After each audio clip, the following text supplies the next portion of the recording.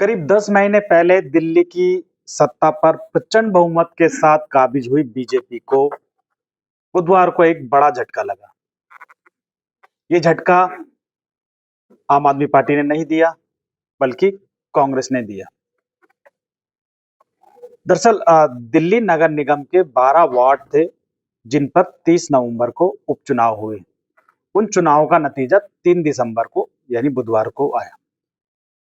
ऐसा माना जा रहा था जब ये चुनाव हो रहे थे, जिस तरह से मुख्यमंत्री रेखा गुप्ता सहित तमाम बड़े नेता इन 12 वार्ड के चुनाव के लिए लगातार सभाएं कर रहे थे, रैलियां कर रहे थे, तो ये अंदाजा लगाया जा रहा था कि और ऐसा अक्सर होता भी है कि जो उपचुनाव के नतीजे हैं वो सत्ताधारी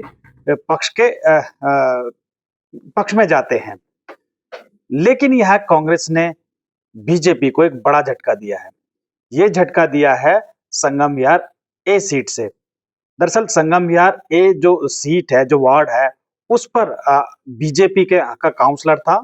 बीजेपी ने 2022 में जब चुनाव हुए थे दिल्ली नगर निगम के, उसमें बीजेपी ने जीत दर्ज की थी। लेकिन पिछले विधानसभा चुनाव में वहां से जो निगम पार्षद थे बीजेपी के, चंदन चौधरी, वो विधायक बन गए थे, जिसकी वजह से वो सीट खाली हुई थी।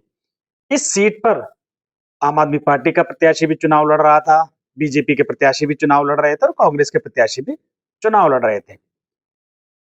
इन दोनों जो कि ऐसा पिछले करीब 3 सालों से ऐसा दिल्ली जो कांग्रेस है, कांग्रेस एक आधी जीत के लिए तरसती हुई नजर आ रही है।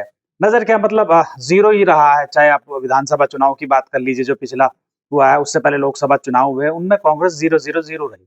अब ऐसे में ये सीट जीतने के साथ कांग्रेस के जो नेता हैं वो एक तरह से उनमें खुशी की लहर दौड़ गई, क्योंकि काफी समय बाद में उन्होंने एक दिल्ली के अंदर जीत दर्ज की है। जीत दर्ज के साथ साथ जो कांग्रेस के जो वोटिंग परसेंटेज है उसमें भी इजाफा हुआ है। ये कांग्रेस के लिए एक बड़ी बात है। एक समय पर जो कांग्रेस का वोटिंग परसेंटेज था पिछले विधानसभा चुनाव की अगर हम बात करें तो 6.18% था, जो इस उपचुनाव में अचानक बढ़कर 13.44% हो गया। न सिर्फ कांग्रेस का वोट शेयर बढ़ा, बल्कि बीजेपी और आम आदमी पार्टी का वोट शेयर घट गया है। ये कांग्रेस के लिए एक अच्छी खबर है। अगर हम बात करें बीजेपी, तो बीजेपी का इस चुनाव में जो उन्हें वोट मिलते हैं उनमें 2% की गिरावट आई। वहीं आम आदमी पार्टी की अगर हम बात करें तो 8% की गिरावट आई। इस चुनाव के साथ साथ कांग्रेस के लिए दिल्ली में एक तरह से एक बूम सा मिलेगा। और कांग्रेस के नेता जो दिल्ली प्रदेश के अध्यक्ष है देवेंद्र यादव, उन्होंने भी कहा कि ये जीत भले ही छोटी हो लेकिन हमारे लिए बहुत बड़ी है। अब हम बात करते हैं पूरे चुनाव परिणामों की। दरअसल दिल्ली नगर निगम के 12 वार्ड है, उनके लिए 30 नवंबर को चुनाव हुए थे। दिल्ली में मतदान किया गया था। उसमें 3 दिसंबर को उसका चुनाव परिणाम आया, जिसमें 12 सीटों में से जो आम आदमी पार्टी है वो 3 सीट जीती है और बीजेपी 7 सीट जीती है। वहीं 1 सीट कांग्रेस जीती है और 1 seat all India forward block जीती है। दरअसल ये तो ऑल इंडिया फॉरवर्ड ब्लॉक का एक नाम है, लेकिन वो जो चांदनी महल की सीट है, जो शोएब इकबाल का अपना जो आभा मंडल है, वो एक तरीके से वो जीत उन्होंने, उनके जो प्रत्याशी है उन्होंने दर्ज की। अब ये जो चुनाव परिणाम है, क्योंकि इस चुनाव परिणामों से पहले जो बीजेपी के पास में करीब 9 वार्ड थे, इसमें से 12 में से, उसमें से अब सिर्फ 7 उसके पास रह गए हैं।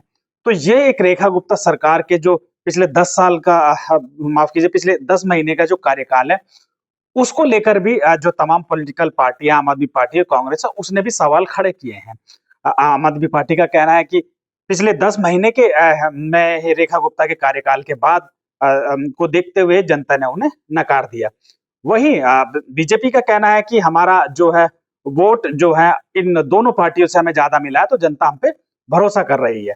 बहरहाल ये तो हुई नतीजों की बात, लेकिन अगर हम ओवरऑल दिल्ली की सियासत राजनीति की अगर हम बात करें, तो कहीं ना कहीं जो कांग्रेस एक तरह से जो विधानसभा लोकसभा में 0-0 रही, वहीं 1 सीट जीतने के बाद में ऐसी उम्मीद लगाई जा रही है कि कांग्रेस एक बार फिर दिल्ली में रिवाइव कर सकती है और बहुत अच्छा कर सकती है। हम आपको बता दें कि 2027 में दिल्ली नगर निगम के 250 वार्डों के लिए चुनाव होने हैं। उन चुनावों को देखते हुए यह परिणाम कांग्रेस के लिए काफी महत्वपूर्ण माने जा रहे हैं। और इसके साथ साथ ही जो एक सूखा था, वो कांग्रेस के जो कार्यकर्ता में जो उदासी थी, वो लगभग इस परिणाम से वो दूर होती नजर आएगी। हम आपको बता दें कि अभी दिल्ली के रामलीला मैदान में भी कांग्रेस जो है वोट चोर गद्दी छोड़ पर एक बड़ी सभा करने जा रही है, जिसमें तमाम दिल्ली सहित एनसीआर से लेकर तमाम बड़े नेता दिल्ली के रामलीला मैदान में जुटेंगे और लाखों की भीड़ होगी जिसमें। तो उसको देखते हुए, इन चुनाव परिणामों को देख के ऐसा लगता है कि कांग्रेस में इन परिणामों से एक बार फिर जोश भरेगा।